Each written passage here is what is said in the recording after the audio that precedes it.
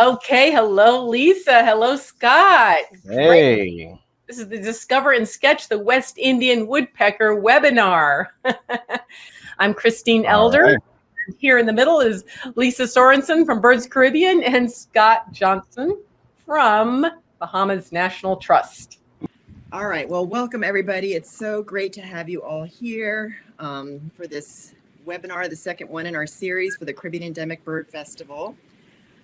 Let's see. You can go ahead and advance the slide, Scott. Okay. So this is co-hosted today by Birds Caribbean. I'm Lisa Sorensen. I'm the executive director. We're really delighted to have Scott Johnson with us. He's a science officer with the Bahamas National Trust and an awesome field biologist. Does work on Kirtland's warblers, cuckoos, piping plovers, all kinds of stuff. He does snakes. He does it all.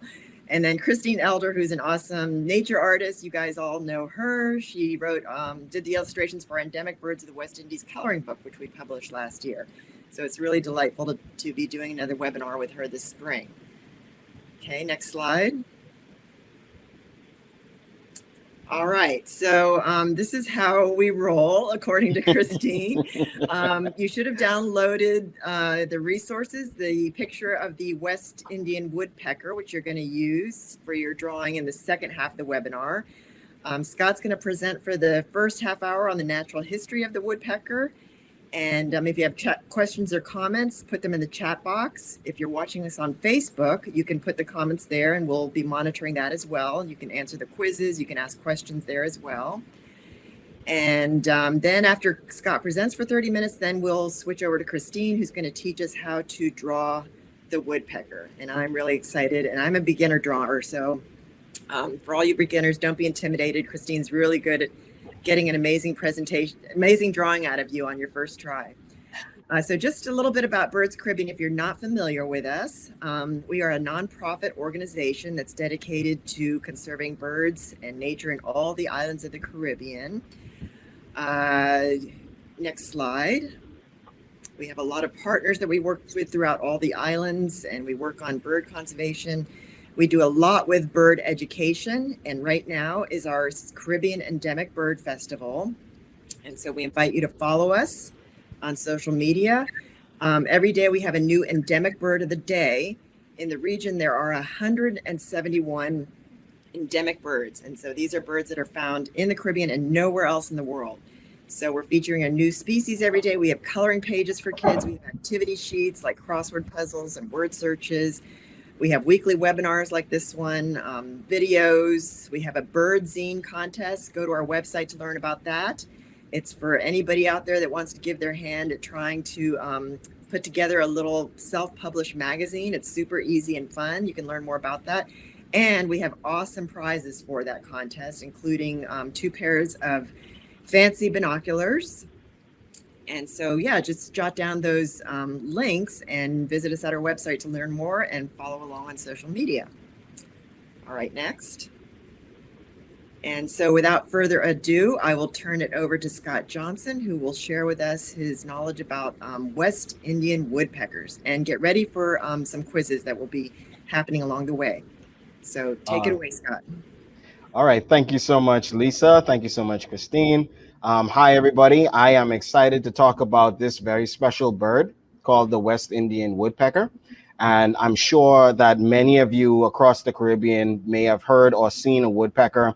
I know everybody may have watched cartoons like Woody Woodpecker back in the day, depending on how old school you really are. But just to get things going, this is a very, very special bird. And it's also a bird that is of concern, especially in places like the Bahamas. And so we'll talk a little bit about that as we go on. So there are a bunch of very cool species of woodpeckers across the Caribbean. I don't know how much people know about these amazing birds. You may have seen it. If you live on Hispaniola, you have the Hispaniolan woodpecker, Guadalupe. I had the opportunity to visit Guadalupe, and we saw this amazing woodpecker. Then you have the Cuban green. I had the opportunity to visit Cuba, and I saw this amazing animal as well. And in the Bahamas, we have the hairy woodpecker, as well as in parts of the U.S. So there are a bunch of really cool woodpeckers in the Caribbean and around the world. So before I jump into going into the meat of the presentation, this is the first quiz for you guys. So yes, we do like to throw some pop quizzes out there for you just to see how everybody is thinking and just have a little bit of fun. So the question one is, how many species of woodpeckers are there in the Caribbean? Is it 5? Is it 7? Is it 12? Or is it 14? All right, we've got a pretty good diversity of answers. I'd say the majority are saying 14. All right, So shall we what is the answer? continue? So the answer is, according to Birds of the West Indies, there are 254 extant species of woodpeckers and 12 species that are native to the Caribbean region. So 14, that's an interesting thought. Maybe we have to look at what are some of the woodpeckers that we may have overlooked. But this is the answer: 12 species that are native to the region and 1 vagrant. Okay. And so you have the West Indian woodpecker, the Jamaican woodpecker, just to name a few others. Then you got the Puerto Rican woodpecker, the northern Cuban flicker, and the yellow-bellied sapsucker. These are just a few species that you could find across the region. And yes, flickers and sapsuckers are types of woodpeckers. As you can see, this yellow-bellied sapsucker has really drilled a lot of holes in this coconut palm. Okay.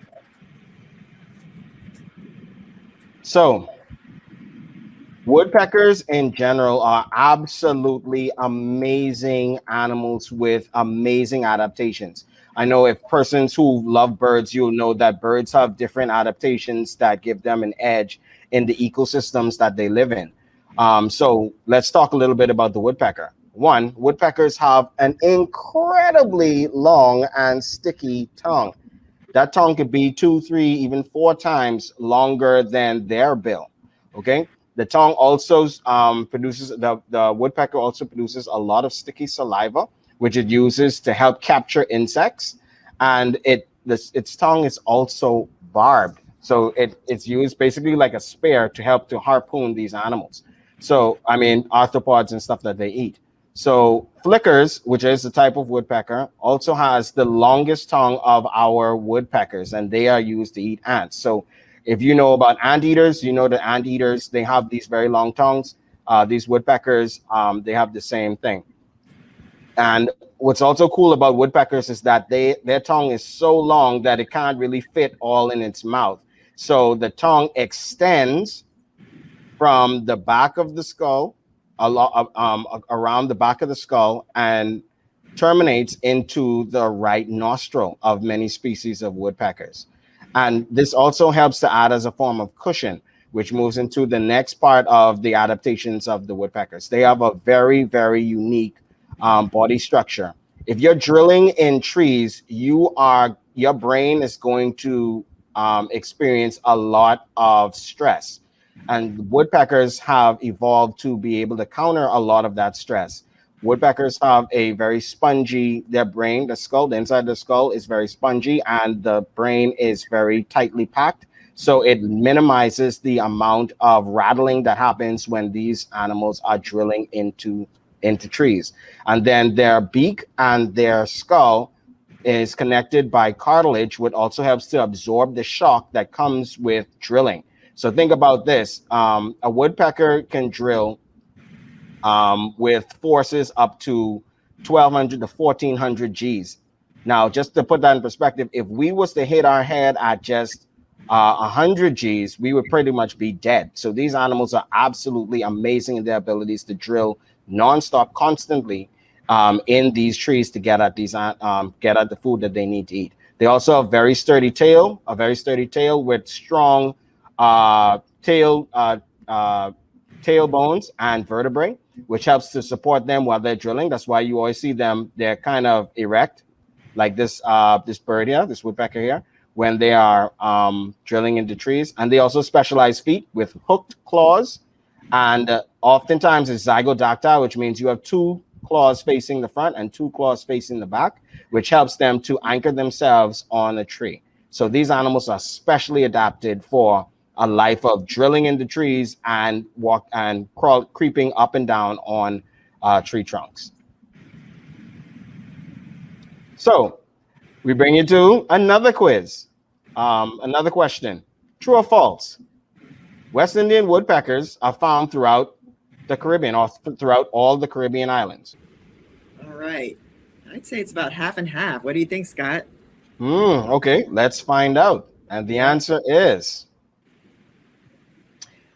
so this slide represents the range that you will find West Indian woodpeckers. And of course, this is the West Indies, this amazing archipelago.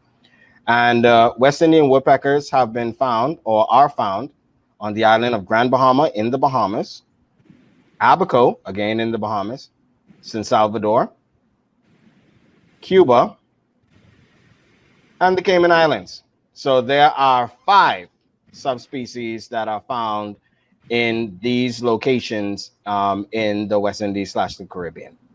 Okay. And speaking of subspecies, there are, like I mentioned, there are 5 subspecies that you could find in the Caribbean. And you have the nominate, which is this one, the Cuban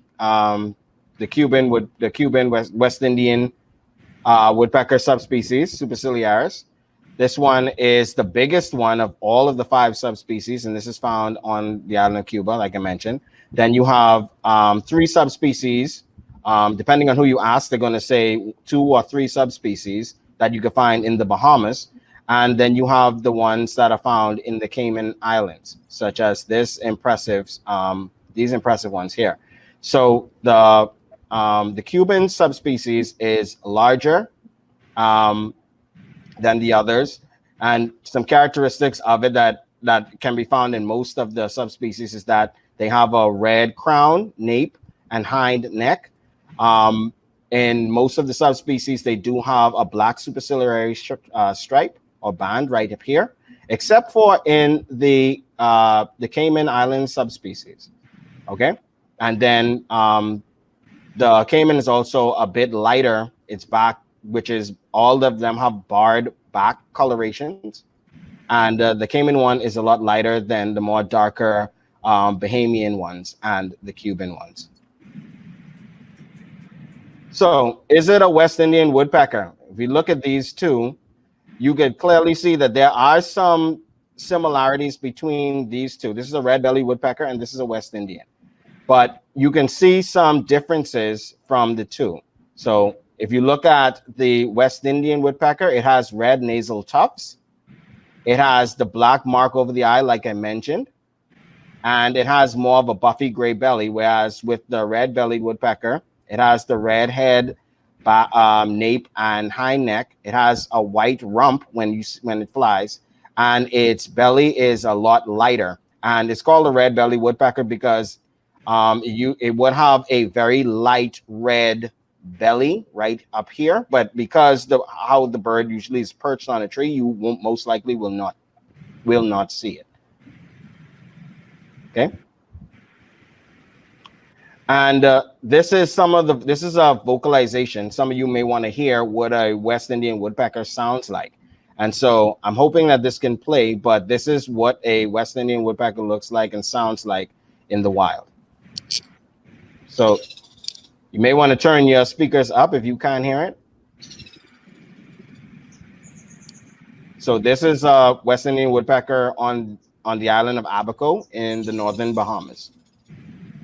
And that's one calling to its mate. Okay, and Scott, I've got a recording queued up that might play a little louder. Let me give that a try. Okay.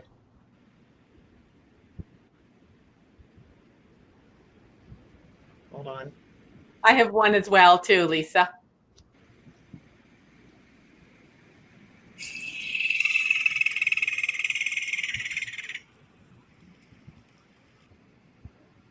Let me do that one more time. Wait for it.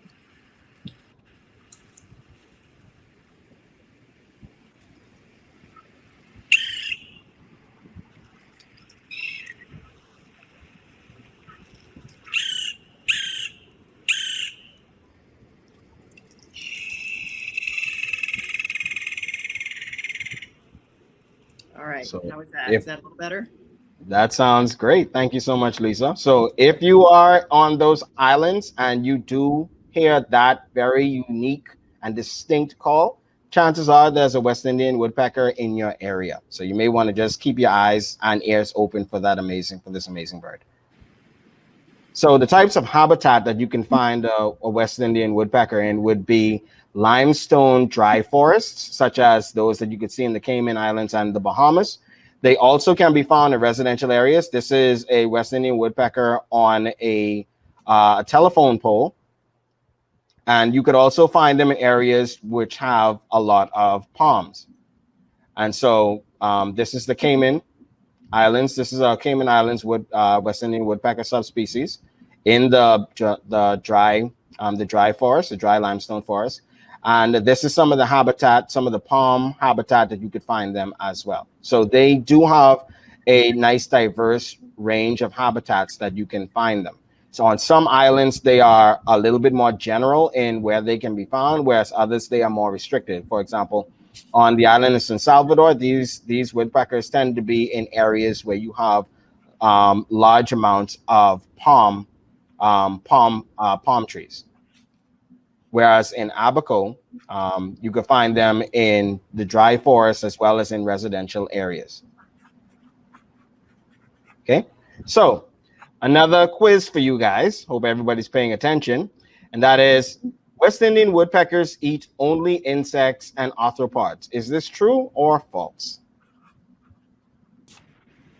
All right.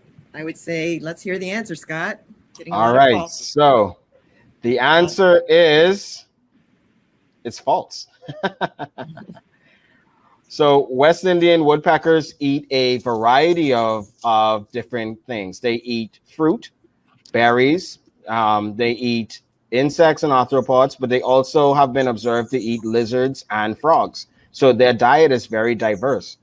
This is another example of a West Indian woodpecker in the Bahamas, and it is eating a seed pod from a cynicord tree, Acacia coreophylla tree. And in the Bahamas, we call this tree pumpus because you can eat the fruit from it, but it can give you gas. So you'll be pumping or farting a lot. So these birds are enjoying, this one is enjoying, see, as it eats the seed pod right now.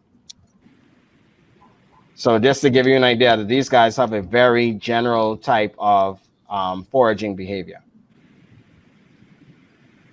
Very cool, Scott. That's a great video. Thank you. So breeding. West Indian woodpeckers tend to breed between the months of February and August. And like many species of birds, especially during the breeding season, they are, for the most part, monogamous. However, we do have some records of West Indian woodpeckers being polyandrous. Now, that should have been a question I should ask you guys, and that is, what does polyandry mean? But because it's not a question, I'm not going to throw it out there to you guys. Polyandrous just means that it's one female and she may have multiple males as mates. And in this case, on Abaco, the subspecies Blakei, there was a record of a female who had two males, and she was nesting.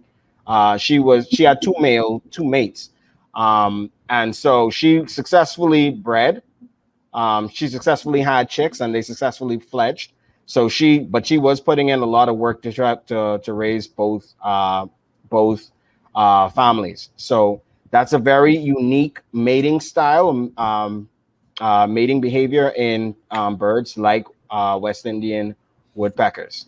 Both parents do incubate and take care of young, unlike birds like hummingbirds, in which it's just the female that does all of the rearing.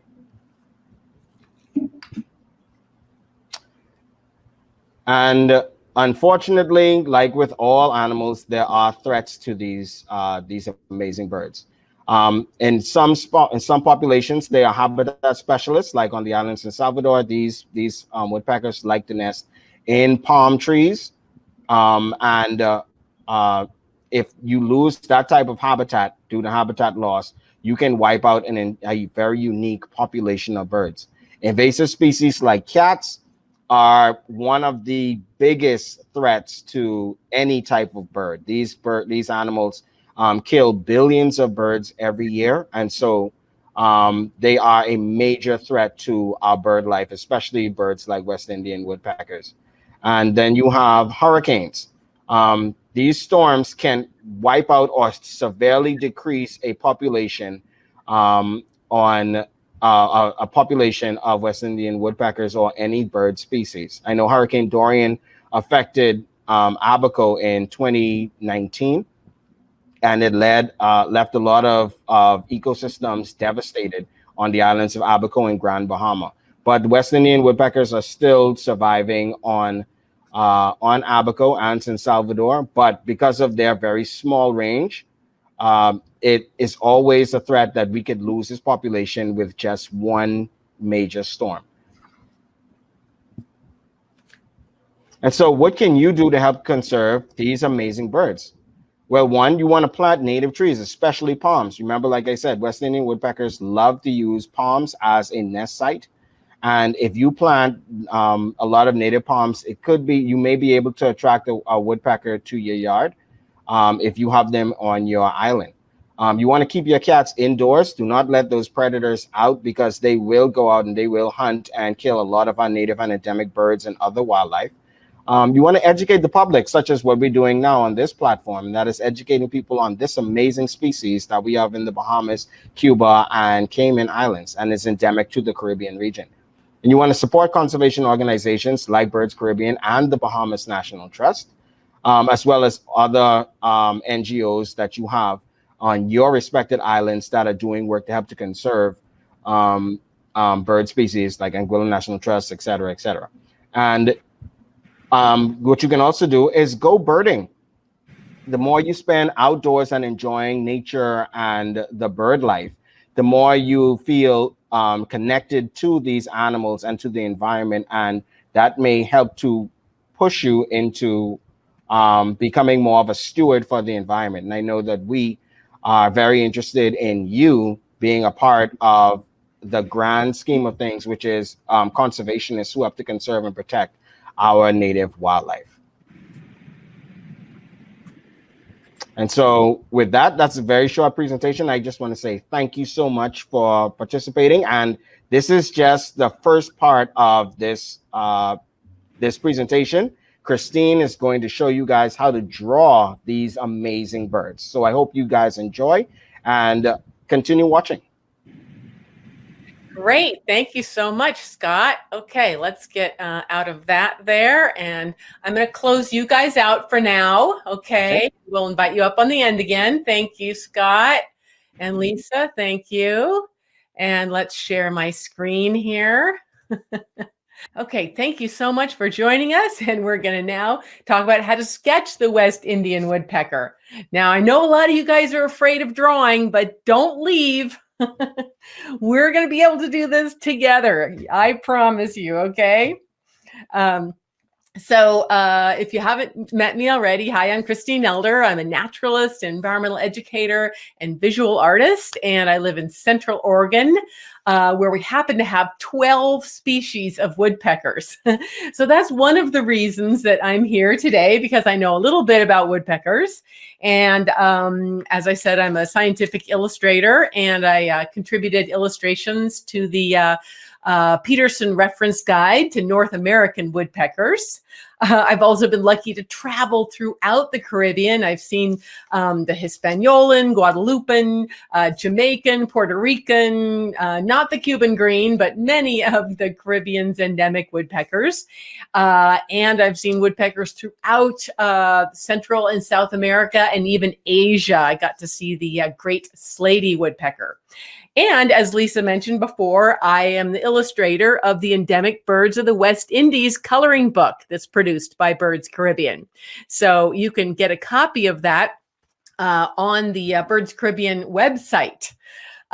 So So yeah, and I love to travel and I love to sketch in the field and I love to give people the ease and confidence to try to be sketching in the field, not necessarily to make beautiful paintings that you might hang on your wall, but to improve your birding skills. So even if you draw very simple, symbolic, almost stick figures with the field marks on them, you're going to learn and remember those new birds. And there are, of course, 10,000 or so birds in the world, so a lot of them are pretty challenging. And as Scott said, many of those woodpeckers look similar as well, especially those Melanerpes genus.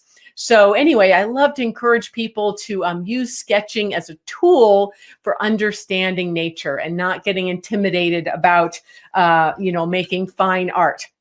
Okay. And so what do you need for this little sketching demonstration I'm going to do for you? Well, basically, mainly just a pencil and paper. And even if you don't have that, you can go ahead and just keep watching, and then you can watch the replay once you get the materials. If you weren't able to, you can always watch the replay. So keep the link to this workshop. So anyway, if you do have paper and pencils, that's great. And then you may have downloaded the high resolution image that I have for you here. That's at a link below. And also don't worry about it, because as I show you the step-by-step demonstration of drawing the West Indian woodpecker, there will be some close-ups of the different parts. So don't worry if you weren't able to download that, okay? And then we're not going to have time to move on to the colored pencils, but I do have a quick demo on how I do that. And so just stick around for that. Okay, let's see what else. So Scott already introduced the woodpecker and basically its parts, but I want to say a little bit more about that. Let me make those slides larger. I'm going to make myself smaller. Okay, there we go. So where are we here? Okay, so when you're drawing something, you really want to notice the anatomy. And the more you spend some time learning about and understanding the anatomy of a species and also how it differs from similarly related species, the quicker and more confidently you're going to be able to draw it. So like Scott said, the species Melanerpes superciliaris is named for the black supercilium that gives the species its name. This is the one that lives in Cuba. So the male and the female do differ a bit. We are drawing the female today with this black sort of cap here between the cream and the red. And the male has no black there. Just a teeny bit above its eye. So now woodpeckers, of course, have a big, strong bill, and it's pigmented with melanin, which makes it stronger because it is using that bill for not only feeding and drumming and excavating its nest, but all sorts of things. So it's got to be strong. And of course, they do have a nostril, so don't forget about that. Birds do breathe.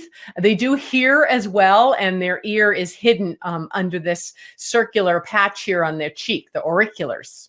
Okay, and then let's see, keep going here. Oh, no, sorry. There we go. Scott also mentioned their tail. So woodpeckers live a very vertical lifestyle, right? And so they're not perching on a horizontal branch. They're almost always perching on a tree, a palm tree or an oak tree, or even a telephone pole. And so they have a very different kind of feet and tail to help them do that. And their tail is divided up into two sets of 6 feathers. And generally you just see these this pair of central feathers that is very brightly patterned, black and white. We call that black and white coloring on birds being pied, P-I-E-D. And so lots of birds have that. And I have that as well on my shirt. So anyway, noticing that tail and those 2 central tail feathers have a very long central shaft, the rachis, and that's longer than the veins. And that's super stiff compared to any other bird. And they're going to be using that to press against the tree and give them move their center of gravity closer to the tree, as well as their interesting feet. Let's see. So here's just a couple of pictures of showing how they really are pressing that very firm tail against the tree. And again, that tail is black, as well as their flight feathers are black to give them strength. The melanin pigment gives them a lot of strength.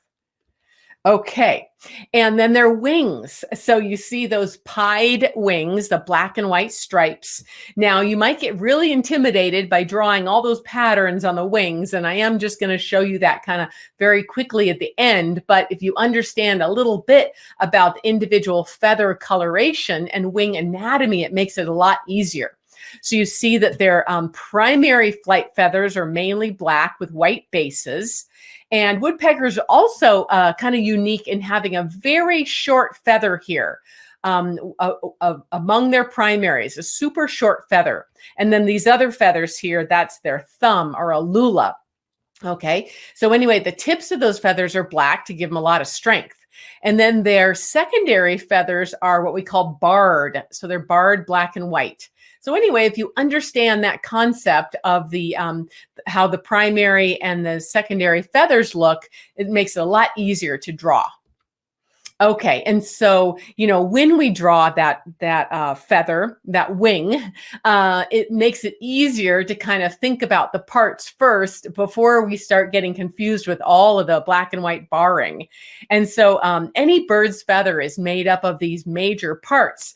The mantle that's on top of their back, the scapulars that kind of go on the side, the primary and secondary coverts, which cover and protect the primary and secondary feathers. So that's something we'll work on in a minute. And then the feet. The feet are unique as well. So Scott had mentioned how they're zygodactyl. So that kind of means that there's two forward and two backwards. Although the woodpecker is unique in being able to move this fourth toe or fourth digit. It can move it a little bit farther back or towards the front or straight out at an angle. And that really helps it to anchor itself again in the vertical position. And then it's got this other toe that's generally just kind of flat against the tree facing down, which also helps to give them some more stability. Okay, and then here's that foot. And when we're drawing it, there are 4 toes, but the one we're drawing, you can't see that third toe very well. No, that's technically the second toe. So all you see is the claw here. Anyway, we'll draw that in a second. Okay, so a few tips for sketching before we start. I want you to think about kind of pretending that we're sketching in the field. We're not going to try to be too perfect. We're just going to keep that pencil moving. We're going to hold it very lightly and loosely, which is a little bit different.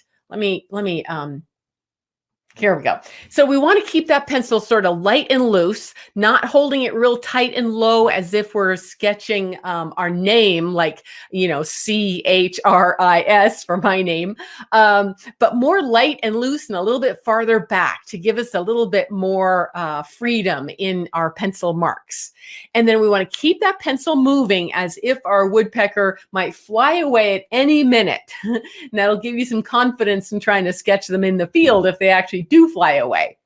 Try to avoid erasing, not because, you know, we're going to be perfect right in the beginning, but because we want to put away our perfectionist hat, take that off, and be just a scientist, like who's curious and observing and just trying to keep that pencil moving and glancing back and forth at our woodpecker on that palm tree and then down to our sketch, back and forth and back and forth. So you're really drawing from direct observation and not so much from memory or you know, your dreams, right? We're going to try to draw what we see.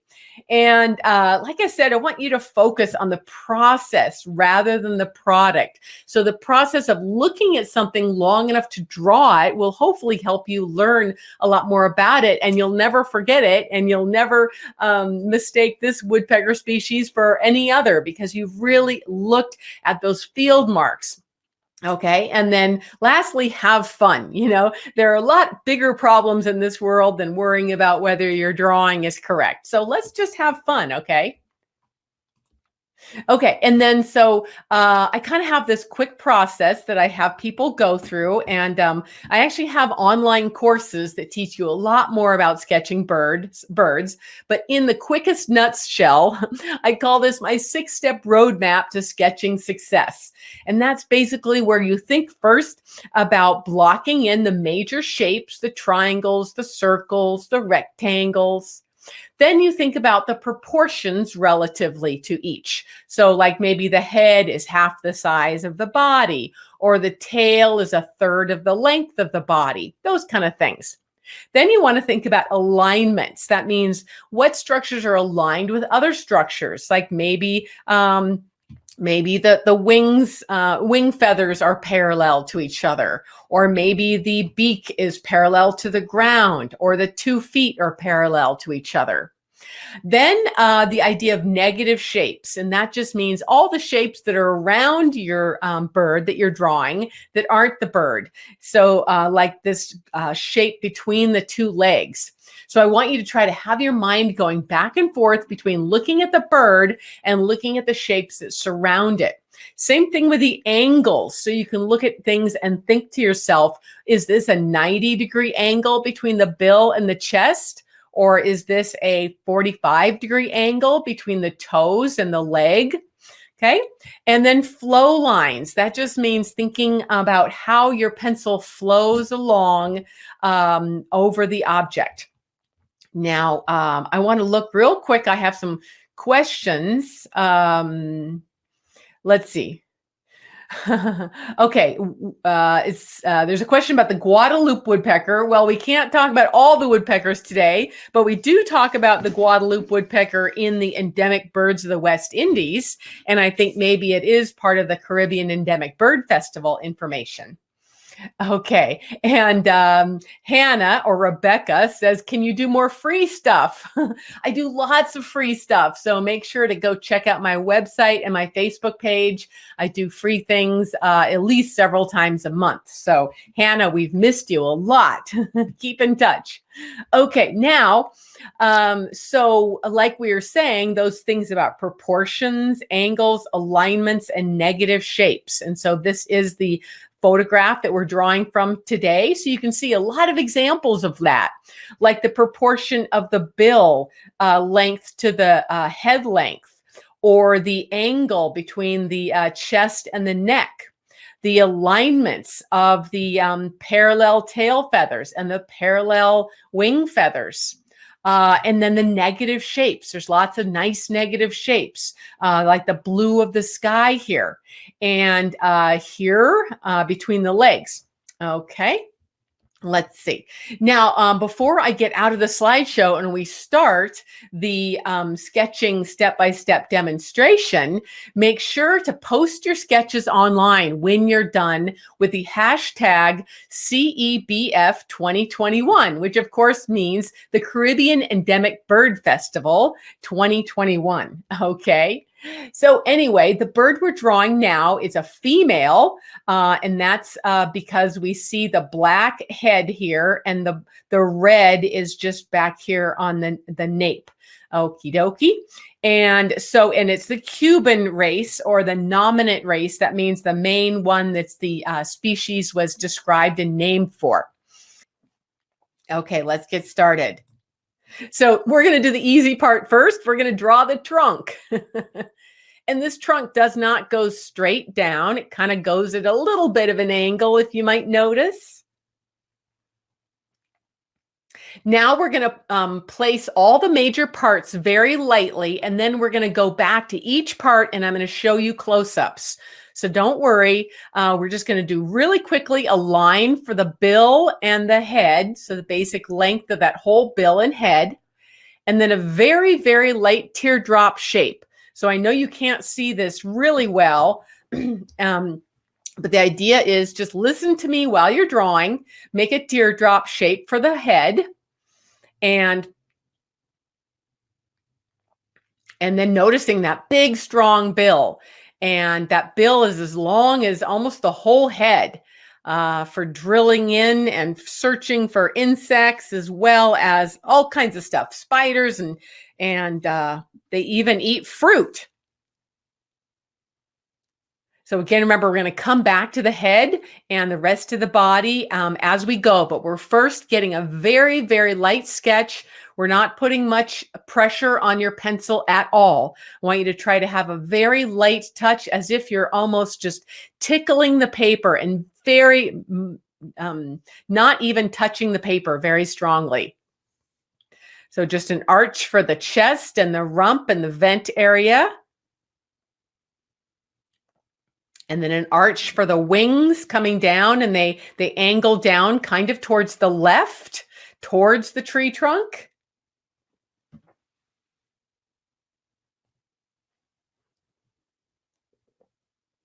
And those wings come up into kind of a triangle area on the bird's body, from the back of the neck to the chest and the belly and down. So that makes a big triangle, those big black and white pied feathers of the wing. I'm just double checking my width there. So I do a lot of that as I'm going along, double checking the lengths and the widths while I'm at this stage, while we're just being very light and loose. So we don't feel like we have to spend too much time erasing. Now we're going to do a line for the tail feathers, and those go to the edge of the trunk and then down, because they're very stiff and flexible. So they're pressing against the trunk. So they're going down. The right set of 6 feathers goes down and touches almost the bottom of the trunk, near the paper, near the edge of the bottom edge of the paper. And this left set of 6 feathers comes down almost as far. And you see they're very pointed and black at the end. Again, very stiff and black, because they're pigmented with melanin, which is a very strong pigment. Okay, now firming up the belly area. And that belly goes down. There's the 2 legs, and we just see the left leg mainly. So the foreleg that's feathered, and then the left tarsus, which is angled up. And we've got just a couple toes visible. We'll put more detail in those later. Don't worry. We're just basically placing them kind of where they're at. Now we're placing the right foot and noticing a nice negative shape between the right and left foot. You can see the green forest behind them. So make sure to leave some room there between the 2 legs.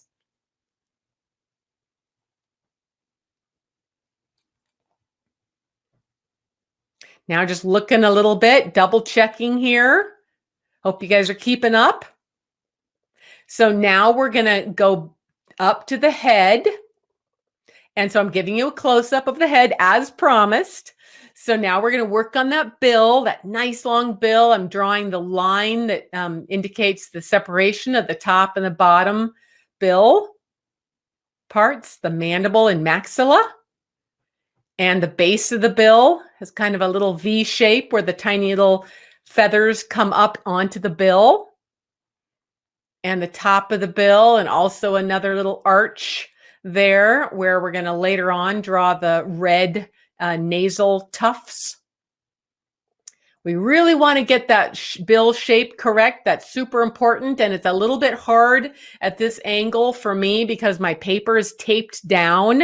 But if you want to shift your paper to make it easier for you to make those lines, so you really want to focus on that shape of the bill. And when I go on to add colored pencil, I'll get that a little bit closer, I think. Sorry, I'm measuring the bill there. So make sure you measure the length of the bill and compare it to the head. So it's about as wide as to the back of those cream colored auricular feathers. Remember, as always, you're really looking back and forth, always checking your bird on the tree and comparing it to your sketch. Now we're going to make the back of his head a lot bigger. I noticed I made it a little bit too small, but no big deal. That's why we start so light and loose.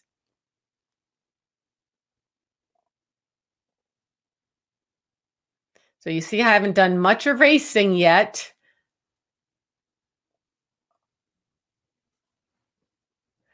Double checking the length of his head there and the width of the head.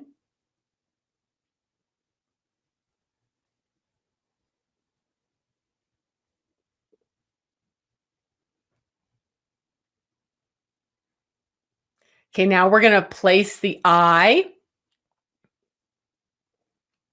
So kind of thinking about how far back the eye is from the bill. There's some white area in front of the eye.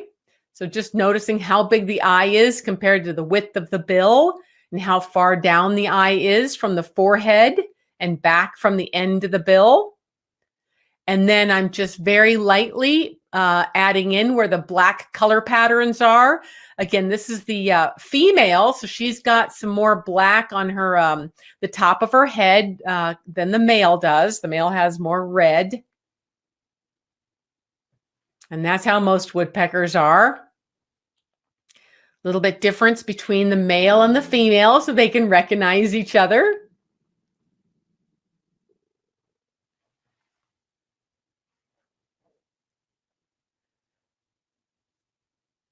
Pretty soon we're going to move on to the rest of the body. So just be double checking. I could probably fix my lower bill a bit, but I'll do that later when I add colored pencil. So things don't have to be perfect at this point because you're going to modify things as you add colored pencil.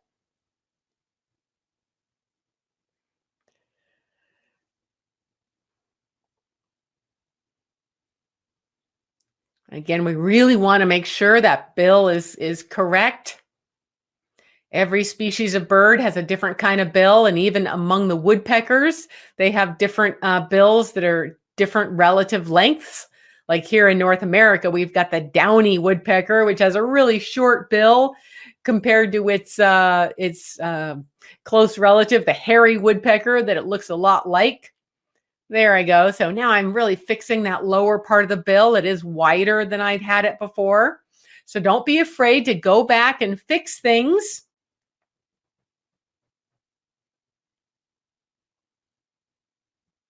And always kind of thinking as a scientist and observing and noticing things like those field marks, like those orange nasal tufts. Okay, we're going to move on now. We're going to move on to the body. So let's get that chest. Nice big rounded chest.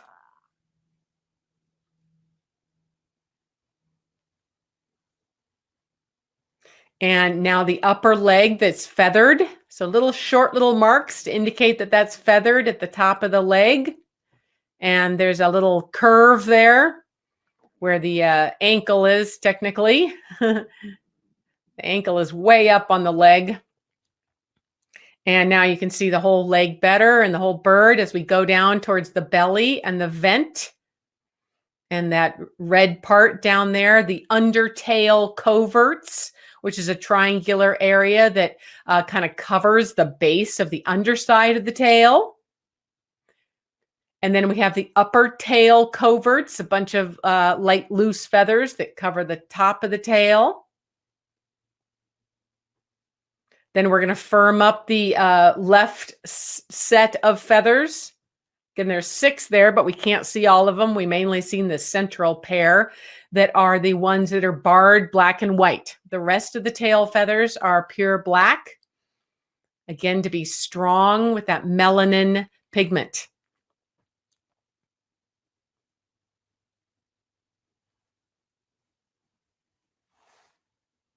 Now let's move on to the wing. So there's a close-up of the wing. We're just going to get the outline first.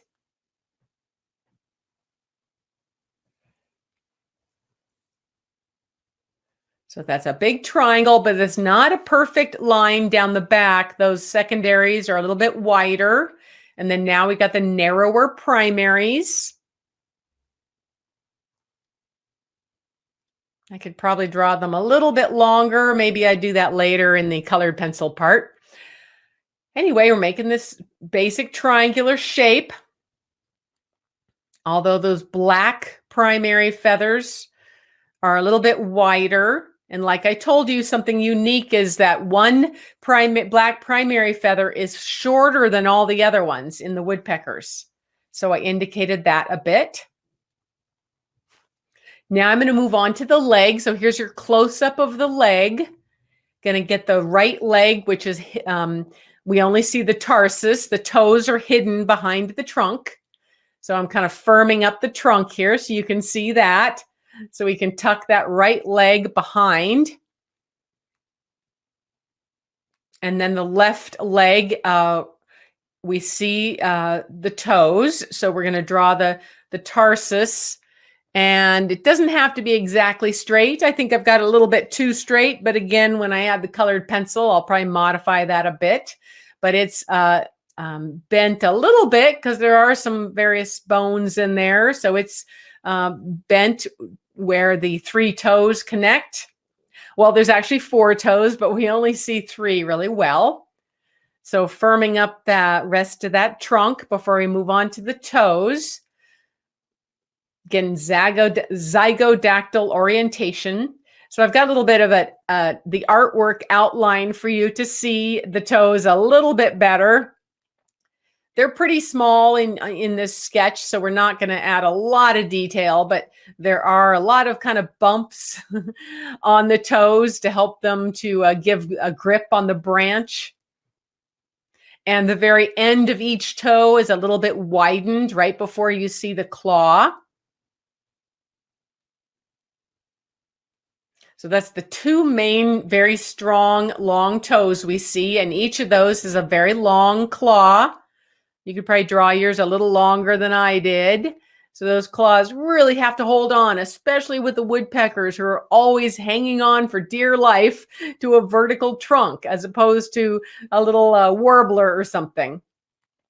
Now here I'm adding that toe and just a little bit of a shadow of that toe number 2 that's pretty much hidden behind toe number 3. And then toe number 1, which you'd think of as kind of the thumb, it's flattened against the tree trunk. You can see the actual toenail is sort of flattened and pressed against the tree trunk, holding on. Okay.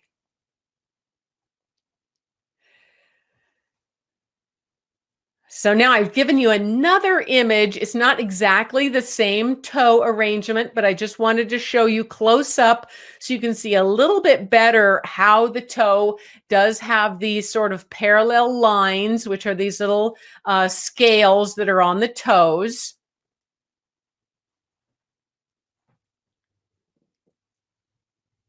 So I'm drawing some of those parallel lines. We're not being exact. This is not a scientific illustration, but I just want you to know that the toes do have some, not only some joints in each toe, but also a bunch of tiny little scales. And they go up the tarsus too, or the upper part of the leg. Okie dokie. Now getting towards the part that's kind of intimidating, the wing. But if we first break it down into its major parts, that'll make it a little bit easier for you to kind of understand the patterns on the wing. And so we're going to draw that outline of sort of the mantle part and then the scapulars. And then where the coverts are. And again, because of this black and white pied coloration, of the wings, it really makes it difficult to see all of these different sections. But just thinking about adding those sections will help you to see it a little bit better now that you see the real photograph. And then the outline of the secondaries, which are right next to the black primaries. And then we're going to add a little bit more detail to the upper tail coverts. You see there's some banding on those, as well as some V shapes, or what they call chevrons, on the upper tail coverts. And we've got some of those on the undertail coverts as well. And then some white bands on the central tail feathers. So there's a very strong black part that I'm drawing right there. That's the central rachis. and then the white bands. And again, those are only on the 2 central tail feathers. The rest of the tail feathers are pure black. That melanin pigment giving them that black pigment, which is a very strong pigment, because woodpeckers do have to go in and out of their cavity. Woodpeckers use that big, strong bill, not only to forage and feed and call or drum to communicate with their friends and foes and girlfriends and boyfriends, but they use that big bill to excavate a huge nest. And then they are going to go in and out of that nest multiple times, visiting the nestlings. So that tail's got to be really strong, because it's going to get all bent up and kind of frazzled while it's going in and out of the nest cavity. Now the belly there and the vent area has all these slightly little kind of fluffy dark patterns. So they're kind of disorganized because those feathers of the belly and the vent are longer and less, they're kind of more downy. Although an interesting fact about woodpeckers is woodpeckers do not have any down feathers. Interesting tidbit. So anyway, we're adding a few more of those chevron or V shapes to the undertail coverts there.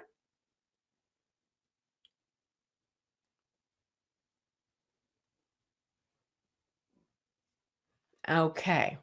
Now going back to the head, we're just going to start firming up the edges now, kind of finishing up. And then I will show you a very quick version of how you might color it in. But let's just firm up our field marks here. We've got the eye with the black pupil we'll add later. We've got the black supercilious region that the female has.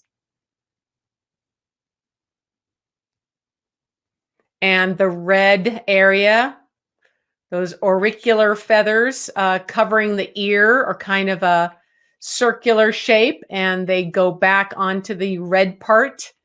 And then the red part comes down, and some of the cream colored breast feathers overlap the shoulder right there.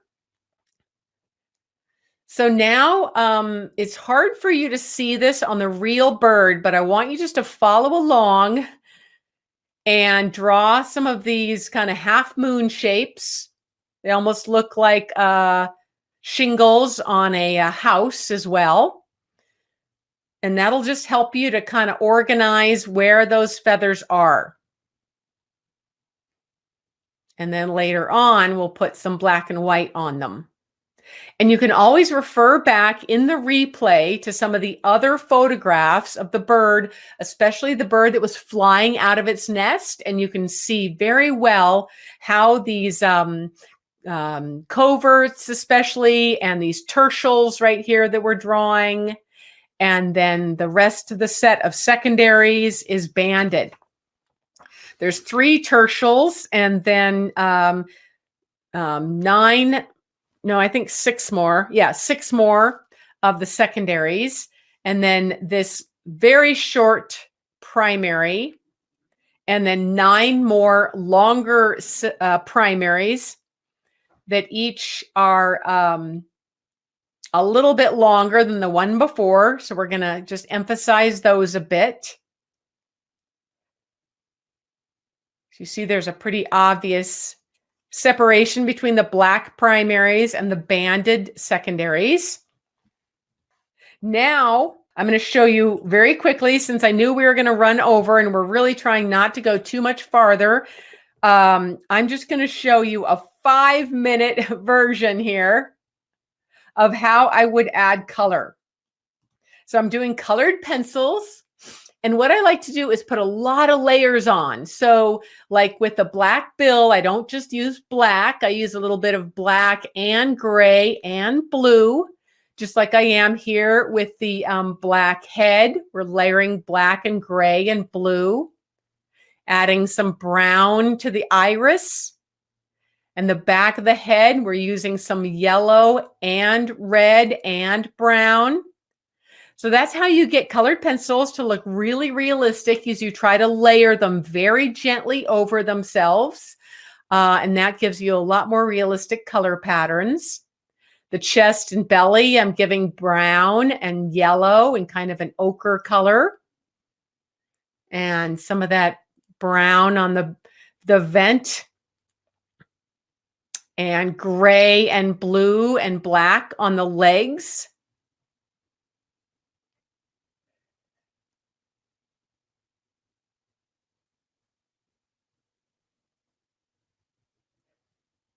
And then with the tail feathers, also layering gray and blue and black and trying to shade those feathers in the direction that the vein is, the individual feathers.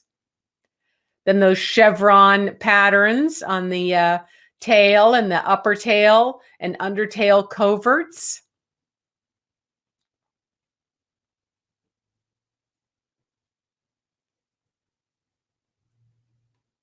Now, remember, when you're done with your sketch, we'd love to have you share it on any social media. Use the hashtag CEBF 2021. Oh, you're welcome, Hannah. Glad you enjoyed this. So again, that pied wing can take you forever, but I am just darkening up within each of those feather segments we outlined before, some banding patterns in both grays and blues and blacks to make them be a little bit more lively than just putting on the black right away.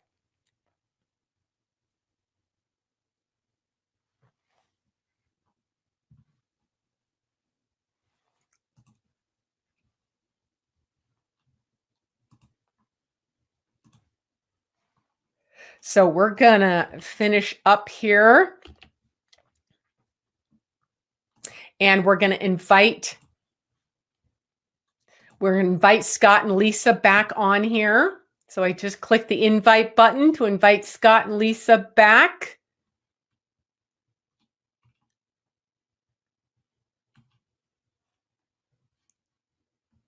While I'm just firming up the rest of the tail.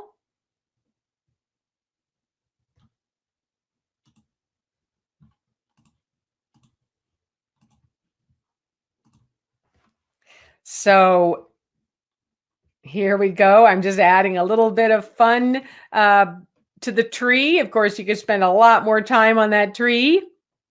I don't know what species that is. It doesn't really look like a palm tree, but they often are on palm trees. And then I'm doing some shading under the toes and under the bird, because the sun is probably coming from the upper right and it's going to cast a little bit of a shadow onto the trunk. And so that's what I added there. Okay, so tell me in the chat box if you've been having fun, if you were following along. Does anybody have any questions about endemic birds of the Caribbean Endemic Bird Festival, woodpeckers, endemic woodpeckers of the Caribbean? Just type your questions into the chat box. Yes, the males and the females look different. And if you watch the replay, you could catch that a little bit. Scott was talking about that, and so was I. So in this case, this is a female West Indian woodpecker. And we can tell it's a female because she's got this black band above her eye here. And the male has more red right there and no black. All right. Oh, Bernadette said that was so much fun. Thank you. You're welcome. Okay. And, oh, yes, people were asking if they could share their sketches. That is something we usually do too. Let me see. Let's see. Since we're waiting for some questions. Yeah.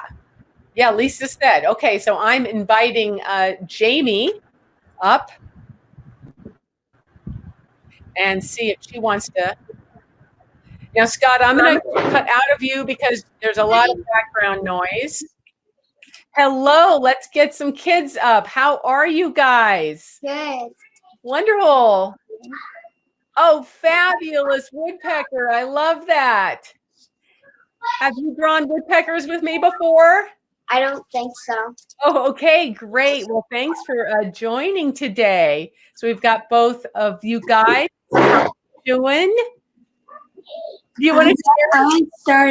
I was starting one. Oh, wow. And you got started with the black and white pied part. Yeah. Well, it's really challenging and it'll take you a while to add all those black and white stripes. So make sure to share those later if you'd like to on Facebook. Today is my mom's birthday, and she turned 41. Oh, wonderful. Happy birthday, Jamie. Well, Sarah and Leah, all you guys, anybody else joining us here today? Any of the other kids? No? No. Do you have any questions for us about woodpeckers in general? Nope. No? Okay, I guess we taught you everything about them. Well, I hope you can join us again next time we have a workshop here. Okay, thanks for joining. Bye. Bye. Great. Okay, and Hannah wants to share. Great. I haven't seen Hannah in so long. Yeah, Nikki says happy birthday. Everybody saying happy birthday to Jamie, who's the mom of those two wonderful gals we just saw. Okay. Anybody else? Any other questions? Eileen says, how do they stay warm if they don't have down feathers? Well, especially the juveniles. Well, that's a great question, Eileen, because they nest in cavities and the cavity of the tree is quite warm.